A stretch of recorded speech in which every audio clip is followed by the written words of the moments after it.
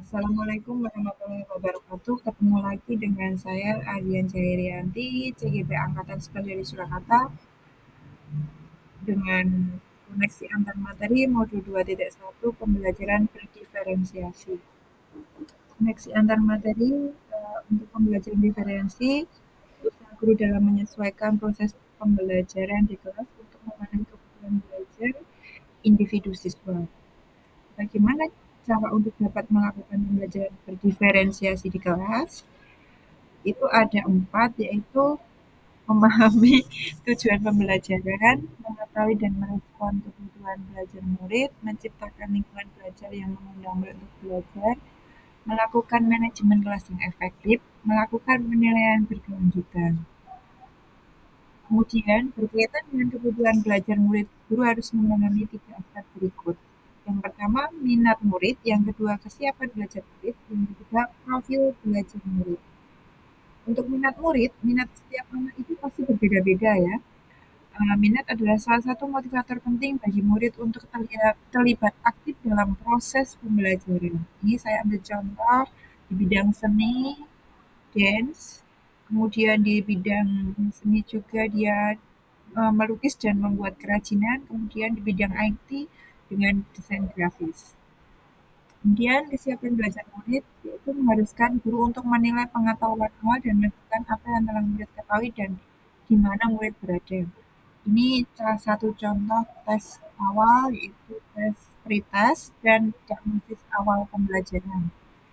Kemudian, profil belajar murid itu bisa meliputi lingkungan belajar, budaya positif, gaya belajar, dan kecerdasan masyarakat.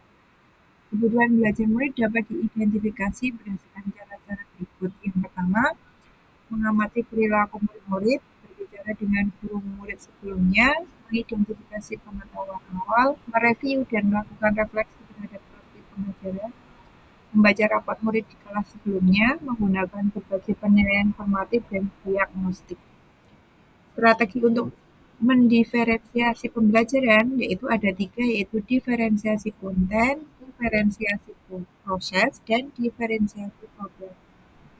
Untuk diferensiasi konten, yaitu berkaitan dengan apa yang kita ajarkan seperti materi, konsep, atau keterampilan yang perlu dipelajari berdasarkan kurikulum. Sedangkan diferensiasi proses, yaitu kegiatan yang memungkinkan murid berlatih dan memahami atau memaknai konten dengan cara membedakan proses yang harus dijalani oleh murid. Diferensi produk, yaitu diferensi bukti yang menunjukkan apa yang murid telah pahami dengan cara membedakan atau memodifikasi produk sebagai hasil belajar murid, hasil latihan, menerapkan dan mengembangkan apa yang telah dipelajari. Adakah keterkaitan antara modul pembelajaran berdiferensi dengan modul-modul yang lain? Yang jelas ada. Dilihat dari modul 1.1 dan modul 2.1, yaitu untuk dapat melakukan pembelajaran berdiferensiasi, maka guru harus berusaha memenuhi kebutuhan belajar anak sesuai dengan kodrat alam, kodrat zaman, berdasar filosofi Ki Hajar Dewantara. Kemudian berdasarkan modul hubungan dengan modul 1.2 dan modul 2.1, dalam melakukan pembelajaran berdiferensiasi, seorang guru penggerak harus berpihak pada murid, reflektif, mandiri, kolaboratif, dan inovatif untuk menciptakan pembelajaran berdiferensiasi agar dapat memenuhi kebutuhan murid. Dengan demikian, seorang guru penggerak dapat mewujudkan kepemimpinan murid dengan menuntun murid merdeka belajar. Hal ini sesuai dengan nilai dan peran guru penggerak.